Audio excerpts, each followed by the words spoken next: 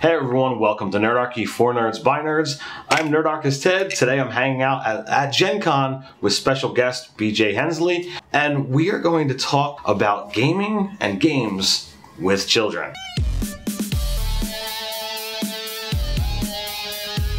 Jump down to the description below where you can sign up for Nerdarchy, the newsletter, get weekly gaming tips, as well as learn how to game with Nerdarchy. Alright BJ, why don't you tell everybody who you are, where they can find you, what you're a part of, and let them know, all your experience.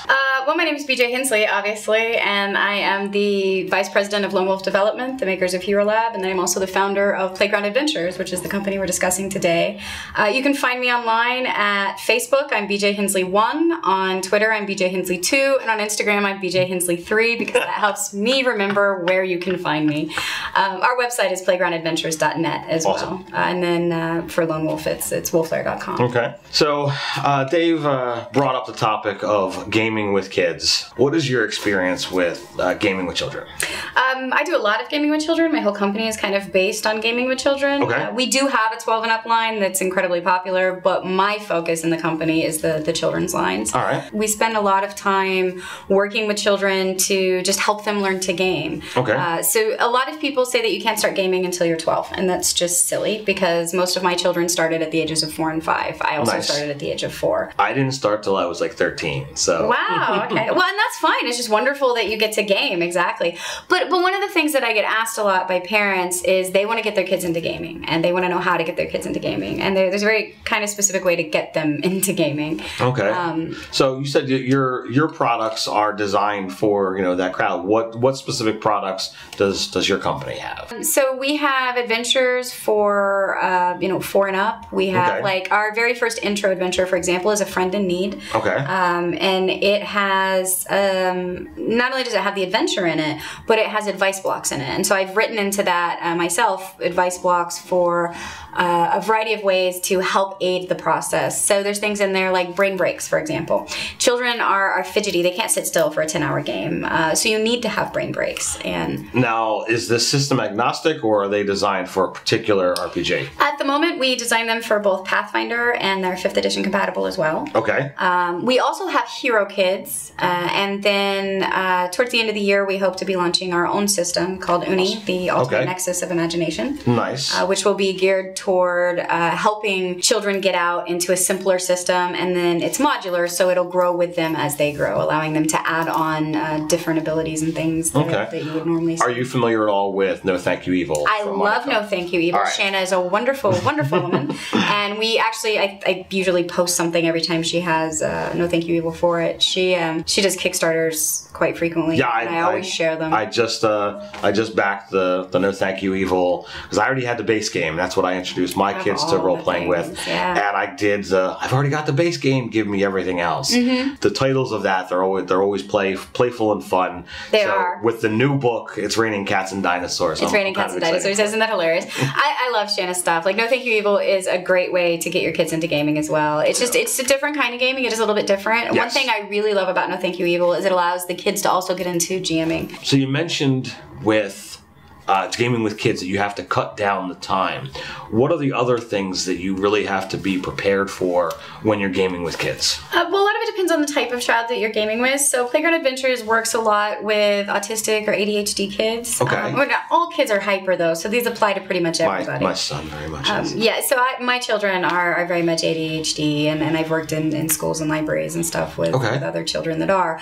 But so that's where brain breaks come in because they need that. The other thing is we like to do this thing, and I did put this advice in the book, but there's some caveats to it, where when we do monsters, so if you're in a battle and you would normally have minis, we'll do gummy bears or candies, and then, if they defeat the monster, they get to eat it.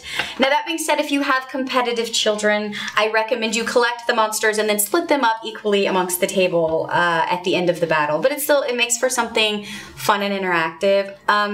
When we do brain breaks, a lot of the things that you can do, like you can get up and you can go outside and sword fight with pool noodles, or run around the table, or just get a snack, and that helps. Children are also not necessarily good at knowing when it's their turn to speak all the time. They get excited, or one player will often try to take over the group, and they will want to help everybody figure out their answer or tell them what to do. Actually, that adults work that way too. So one of the things you can do is you can have I usually have a little blue unicorn. I don't have it with me today. But you can have a stuffed animal or whatever it is you want to use, some kind of icon that gives somebody permission to speak. Okay. And if you have a rambunctious table of children, you will need to have something like that because they have trouble with it. So then they know, okay, I have this right now, and that means I can speak. It's my turn, and everybody else be quiet. And the thing is that only goes so far because children don't have the attention span to be quiet for very long. So you also want to make sure they have something to do. So like in A Friend in Need, we have origami projects that they can do while they're waiting their turns, or there are puzzles, or we have a coloring book, and you can print out the coloring book and you can do word searches or color the coloring book and things like that. So keep little hands busy is important. And teach them early on to take turns. The other thing that I always try to do, and this is, every family is different, but for me and what I do, and for the children I teach, I try to teach cooperative play. It is important that children develop the ability to play cooperatively with others and develop social skills to, be polite and not be insulting. And you don't want to, the game isn't fun if everybody's at war with each other. So it's very important that you make it clear in the beginning and you're encouraging them to work together. And if that means you give them, praise or extra experience points if they work well together, or time out and deduct experience if there's infighting at the table, you do have to monitor them a little bit different than adults. You do. Yeah, I myself, I'm a big fan of cooperative. I've actually, here at the convention, I've been seeking out, more cooperative games that I can bring home to the family. So it's not like, oh, did I beat Daddy? Did I beat Mommy? Yes. We all work together and we all try to solve the problem. Yeah, we have become a huge fan as a family of cooperative board games. We've gotten several on Kickstarter lately and picked up some at conventions, and I really enjoy them because there's nothing wrong with being competitive. Of course, they do need to learn to be somewhat competitive, but you can't always just be pitting yourself against each other, and I think that teaches them a valuable lesson. There's enough competition in school, in sports. Yes, there is. There absolutely is. Everything that's going on. They need to learn to be cooperative, and this is a very good place to teach it to them because they're not necessarily learning it in school, and that's not the school's fault. It's just they can't monitor every child all the time, and you often see children with friend groups who are nitpicking at each other and insulting each other, and that they think that's funny or they're competitive. And RPGs give us the ability to teach them other values. It gives us the ability to teach them, hey, it's okay to be kind. It's okay to be considerate. It's okay to, say no here or work together, help your friends. There's so much that you can teach with them. From most games that I have played over my 25-ish years of doing role-playing games, I always want to be the hero. That's the deal. So I know legitimately I'm a Boy Scout. I'm an Eagle Scout. I get into all of that stuff. So most games, it's all right, it's my job to be the good guy. Let's have a good guy campaign. And when you go out and you do these things, you've got the ability to all right, as a GM or as a player, we're there to save people. We're there to make the world a better place. Now, I can't do that in the real world. I can make small little changes and I can do things, but I'm not going to, defeat some great evil. I'm not going to be able to do that. It's funny because I just came from earlier today a Women in Gaming Empowerment panel, and we were discussing that very thing, and it applies to everybody, not just women, is that there are so many of us out there that we have anxiety or social problems or whatever it is, or even just day-to-day life. The world is a hard place right now, and gaming gives us a place to be something new and amazing and help us break out of those shells that we would never normally break out of in today's world. And I think that eventually that does also translate to the real world and gives us more strength to make it through, because you can, you've got your character in real life, you have you, but if you're playing D&D in a certain way, there's oftentimes that you can stop and think, what would my D&D character do? Because my D&D character is a stronger person, or doesn't have this or doesn't have that. And it's interesting that D&D can give us that feeling of empowerment that we so often need in today's life. Absolutely. We've done videos about this before, but like any role-playing game, it teaches us a variety of skills. It teaches us to get along and cooperate with other people, problem solving, thinking outside the box, because not every single problem is going to be be, I hit it with my axe. Or, you know, I cast fireball. There's sometimes that those things aren't going to work, so you need to come up with something new. And when children get involved in gaming, like, it's going to help build up their self-confidence. It builds their self-confidence. It can teach that, you know, I've seen children who absolutely despise math doing math all day long because they want their character to be min-maxed. I've seen children who don't like to reading like thick core rule books like we would read a novel. They want to consume it because... And so their education is improving. Their social skills are improving. I mean, there's just nothing bad about this game. It can only really do good for your kids if you're doing it right. I 100% agree with you. So are there any other, you know, tips and tricks for dealing with kids or getting kids involved?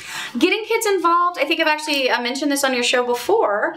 One of the things that I think is important is having them involved from a young age. So a lot of people ask me, why do all your kids game? Because all my kids, you know, when they were little, they were all avid gamers. And they've tried to get their kids into gaming. I've asked them and I've showed them and they're just not interested. Well, that's the problem. Kids have to want to do a thing. And so my children grew up under the table in blanket forts or in the other room or whatever, listening to us play.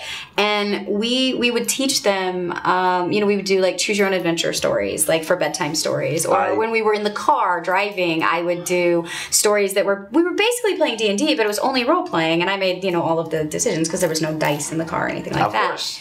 And so they learned that. And then because they would see us having so much fun with it, they would come to us. And it would be, you know, when they were 2, 2-year-olds always want to do, 3-year-olds always want to do what mommy and daddy are doing. So you say, no, honey, you're not old enough yet. And that becomes, well, am I old enough now? Am I old enough now? And then when they are old enough, whether you decide that's 4 or 5 or 6 or whatever age you decide to go at, then they're excited because they're like, I'm finally old enough to do this thing. And they want to do it. And then they embrace it and they get into it. And it becomes a hobby that they can enjoy. Now, obviously, there occasionally is probably children that it doesn't work for. But that is, I have found by far the best way to get your kids into gaming. Because first of all, if you wait till they're older, a lot of times, and then it's just like, oh, that's just the thing mom does. That's the thing dad does. He wants to do that, you know. Start young. Absolutely start young. Accessibility. You guys out there, if you watch the older videos, you get to see the stuff that's in my basement. Huge collection of board games. Oh, yeah. Wall of D&D books and attic full of all kinds of nerdy stuff. Been a nerd my whole life. It's just who I am. My kids know, oh, well, daddy does board games and daddy and mommy read novels and you know, we've got all this stuff. So it's like, oh, I'll buy games. Do you want to do this? Do you want to do that? You know, Christmas time, birthdays is like, you know, oh, are there any games that I think my kids might like, board games? And that's like, I hate to use this, but it's the gateway. Like you get, you know, it is. No, your house has to be immersive. Like my house is the same way. We've got, well, you've seen pictures of my office, I'm sure. And then we've got board games everywhere in multiple rooms. And we've got more books than we know where to put. And so there's always access to these things there. So they are very much immersed in it. They've very much grown up in it. So it was certainly easy for my children to get into it. So, you know, getting into the, you know, start them young. As we mentioned, you've got Hero Kids, you have got the No Thank You Evil, and you've got is it on Playground Adventures? Playground Adventures has the young adventures that, you know, you can get the kids in young. You're probably going to have to help the real young with building character sheets and what have you. But, you know, there's programs out there like D&D Beyond. Hero Lab or D&D Beyond. Hero Lab is a good one, and I've used that one on and off for years, and it's got a wonderful number of systems that you can use with it. You can use a lot of different systems with it, yeah. And then we also have books that go, so it scales. We have books that scale. Like we have Pixies on Parade and Nightmares on Parade, and there's a third one coming out soon. It's going to be Heroes on Parade. Are wonderful books that, strangely enough, the adults seem to like just as much as the children do. They've gotten in Zeitgeist Essentials and awards and stuff. Any thoughts on taking all of them and combining them into like one hardcover? We intend to. I'm going to do a special edition once they're all done. But we have the Pixies on Parade was the first one that was just so wildly popular, and it really is actually fun for adults too. And any age group can pretty much play it from 4 to however, you know. And then the Nightmares and the Heroes. But we also have the Glavos, which is the city. We have a companion that details the city more, and then we have some mini adventures we've never even released. And so I have people trying to convince me to do a Kickstarter for it, and I have yet to decide if I'm just going to make the special edition and be done, or wrap it all up into a Kickstarter. Wow, I'm gonna have to, you know, head over to Playground Adventures and pick up all of these things, because my daughter's 6. I don't think she's quite ready for D&D. But if I make the character for her... We have Finder too. I'm not... I'm going to have to step back from that part of the conversation. For kids. It's for kids. I'm going to have to give that a try and see if maybe she's ready to give this a shot.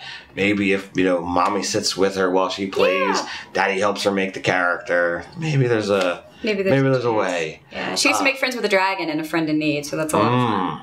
So do you want to talk about your stuff again real quick? Let them know who you are, where they can find you. Yeah, you can find me at Facebook at BJ Hensley 1 and Twitter at BJ Hensley 2, Instagram at BJ Hensley 3, though I will say my Instagram is largely pictures of my grandchild. PlaygroundAdventures.net is where you can find Playground Adventures. We also sell them on DriveThruRPG, and in fact, I believe they get our catalog a little sooner than our website does at times. And you have on Playground Adventures, it's Dungeons & Dragons and Pathfinder content. Yeah. And Hero Kids we also do, and we do Pony Finder too. But, okay. So those are all on there. And like I know you guys have the creature collection, which the creature components. We sold out at the con. Actually, we can't keep it in stock. I own the book. It's really great. I have to grab the Tome of Beasts. There's only 5 or so left at the booth, so if you want to come get it, you better make it quick. I wanted to thank you for coming on to hang out and talk with us here. You guys out there, if you got any tips or tricks that you want to share for gaming with kids, or you have any great stories about how you got kids gaming, down in the comments below. While you're down there, don't forget to like, share, and subscribe. And until next time, stay nerdy.